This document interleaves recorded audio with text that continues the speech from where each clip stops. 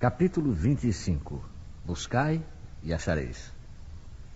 Ajuda-te e o céu te ajudará. Pedi e dar-se-vos-á. Buscai e achareis. Batei e abrir-se-vos-á. Porque todo o que pede recebe, e o que busca acha, e a quem bate abrir-se-á. Ou qual de vós, porventura, é o homem que, se seu filho lhe pedir pão, lhe dará uma pedra? Ou, porventura, se lhe pedir um peixe, lhe dará uma serpente? Pois se vós outros, sendo maus, sabeis dar boas dádivas a vossos filhos, quanto mais vosso Pai, que está nos céus, dará boas dádivas aos que lhas pedirem.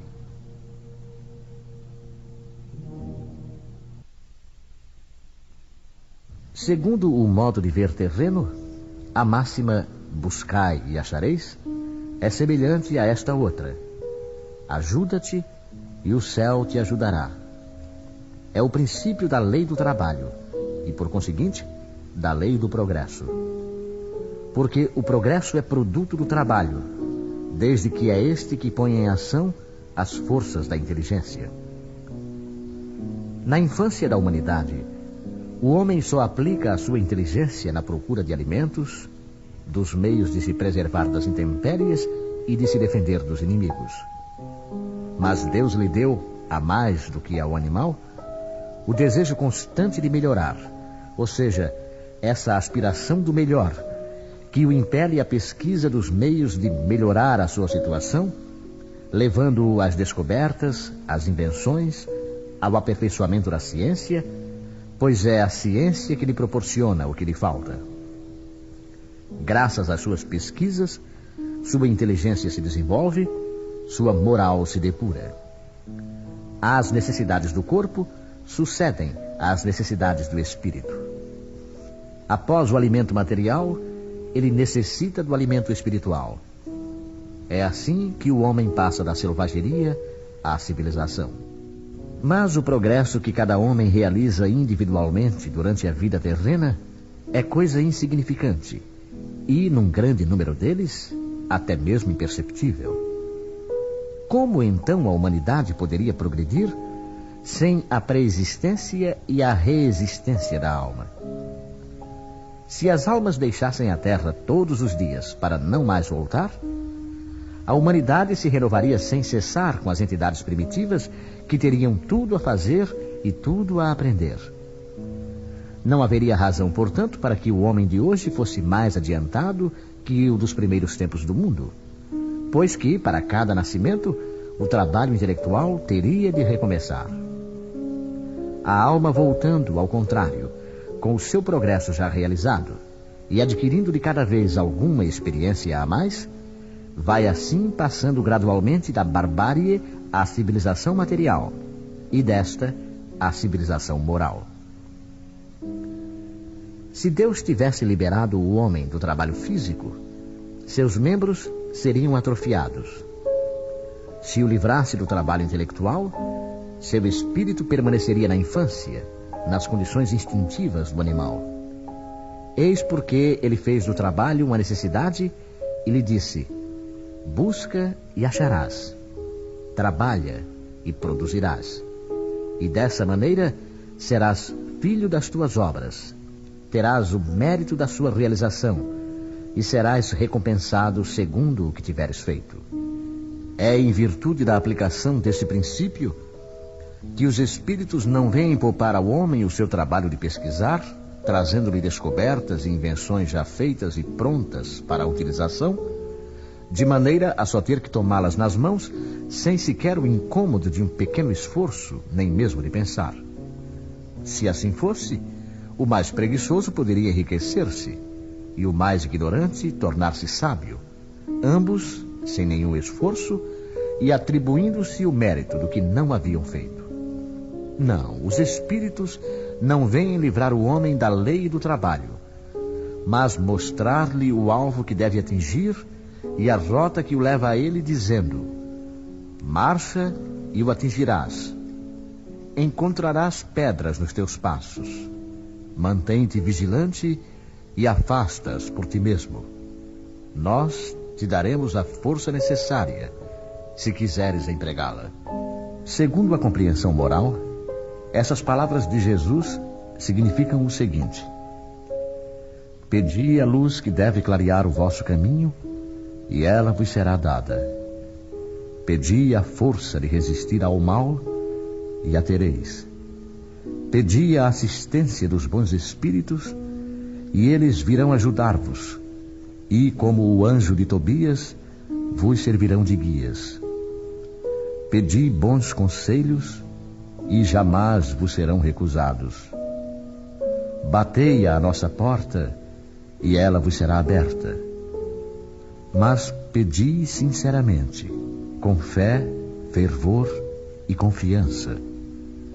Apresentai-vos com humildade e não com arrogância, sem o que sereis abandonados às vossas próprias forças, e as próprias quedas que sofrerdes constituirão a punição do vosso orgulho. É esse o sentido dessas palavras do Cristo. Buscai e achareis. Batei e abrir-se-vos-á.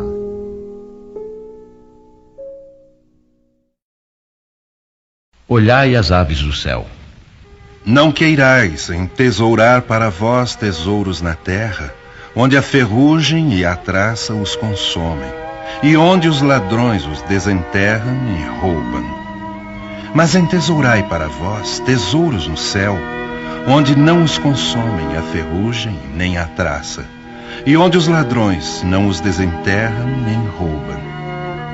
Porque onde está o teu tesouro, aí está também o teu coração. Portanto vos digo, não andeis cuidadosos da vossa vida, que comereis, nem para o vosso corpo, que vestireis. Não é mais a alma do que a comida, e o corpo mais do que o vestido? Olhai para as aves do céu, que não semeiam, nem cegam, nem fazem provimentos nos celeiros. E contudo, vosso Pai Celestial as sustenta. Porventura, não sois muito mais do que elas? E qual de vós, discorrendo, pode acrescentar um côvado à sua estatura? E por que andais vós solícitos pelo vestido? Considerai como crescem os lírios do campo. Eles não trabalham, nem fiam. Digo-vos mais, que nem Salomão, em toda a sua glória, se cobriu jamais como um destes. Pois se ao feno do campo, que hoje é e amanhã é lançado no forno, Deus veste assim, quanto mais a vós, homens de pouca fé. Não vos aflijais dizendo, que comeremos, ou que beberemos, ou com que nos cobriremos? Porque os gentios é que se cansam com estas coisas. Porquanto vosso Pai sabe que tendes necessidade de todas elas. Buscai primeiramente o reino de Deus e a sua justiça, e todas estas coisas se vos acrescentarão. E assim não andeis inquietos pelo dia de amanhã, porque o dia de amanhã a si mesmo trará seu cuidado. Ao dia basta a sua própria aflição. Se tomássemos estas palavras ao pé da letra, elas seriam a negação de toda a providência e de todo o trabalho, e, consequentemente, de todo o progresso. Seguindo esse princípio, o homem se reduziria a um espectador passivo.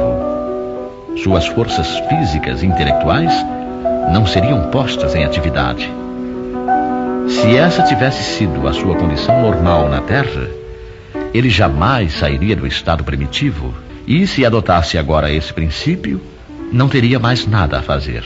É evidente que não poderia ter sido esse o pensamento de Jesus, porque estaria em contradição com o que ele já dissera em outras ocasiões, como no tocante às leis da natureza. Deus criou o homem sem roupas e sem casa, mas deu-lhe a inteligência para produzi-las. Não se pode ver nessas palavras, portanto, mais do que uma alegoria poética da providência que jamais abandona os que nela confiam, mas com a condição de que também se esforcem.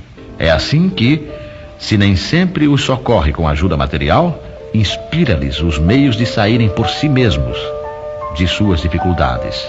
Deus conhece as nossas necessidades e a elas provê conforme for necessário. Mas o homem insaciável nos seus desejos nem sempre se contenta com o que tem. O necessário não lhe basta. Ele quer também o supérfluo. É então que a providência o entrega a si mesmo. Frequentemente ele se torna infeliz por sua própria culpa e por não haver atendido às advertências da voz da consciência. E Deus o deixa sofrer as consequências para que isso lhe sirva de lição no futuro. A terra produz o suficiente para alimentar a todos os seus habitantes quando os homens souberem administrar a sua produção segundo as leis de justiça, caridade e amor do próximo. Quando a fraternidade reinar entre os povos, como entre as províncias de um mesmo império, o que sobrar para um em determinado momento suprirá a insuficiência momentânea de outro, e todos terão o necessário. O rico, então, considerará a si mesmo como um homem que possui grandes depósitos de sementes. Se as distribuir, elas produzirão ao cêntuplo para ele e para os outros. Mas se a comer sozinho, se as desperdiçar e deixar que se perca o excedente do que comeu, elas nada produzirão e todos ficarão em necessidade. Se as fechar no seu celeiro, os insetos as devorarão. Eis porque Jesus ensinou: não amontoeis tesouros na terra, pois são perecíveis, mas amontoai-os no céu, onde são eternos. Em outras palavras, não deis mais importância aos bens materiais do que aos espirituais, e aprendei a sacrificar os primeiros em favor dos segundos. Não é através de leis que se decretam a caridade e a fraternidade. Se elas não estiverem no coração, o egoísmo as asfixiará sempre. Fazê-las ali penetrar é a tarefa do Espiritismo. Não vos canseis pelo ouro.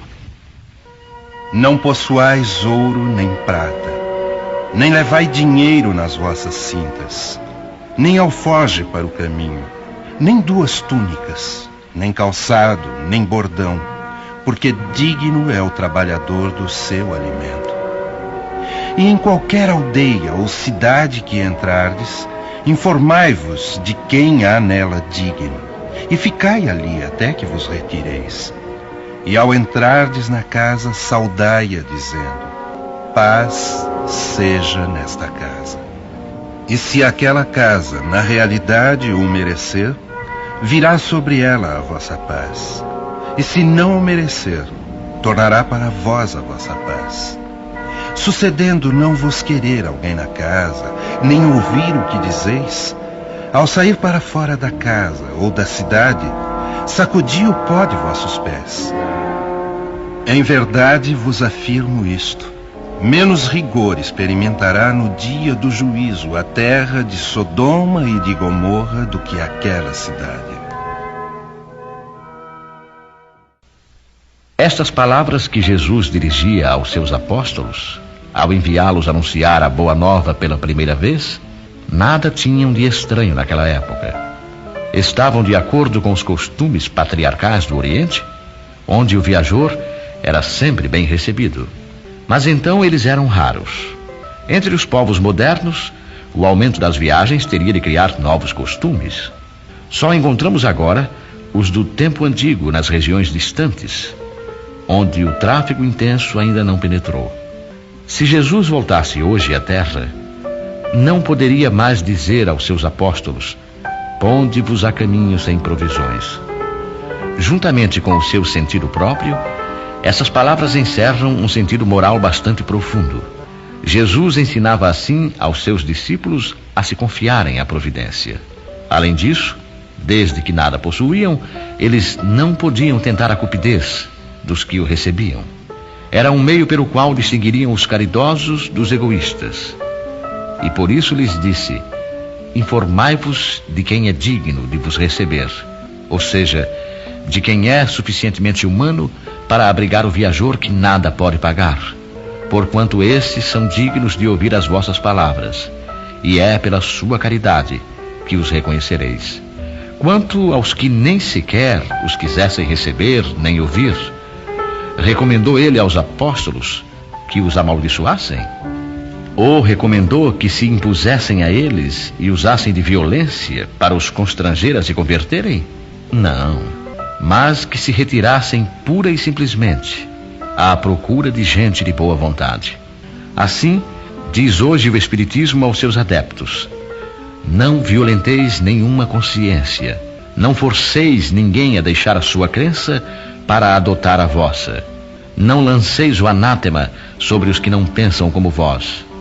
Acolhei os que vos procuram e deixai em paz os que vos repelem. Lembrai-vos das palavras do Cristo. Antigamente o céu era tomado por violência, mas hoje o será pela caridade e a doçura.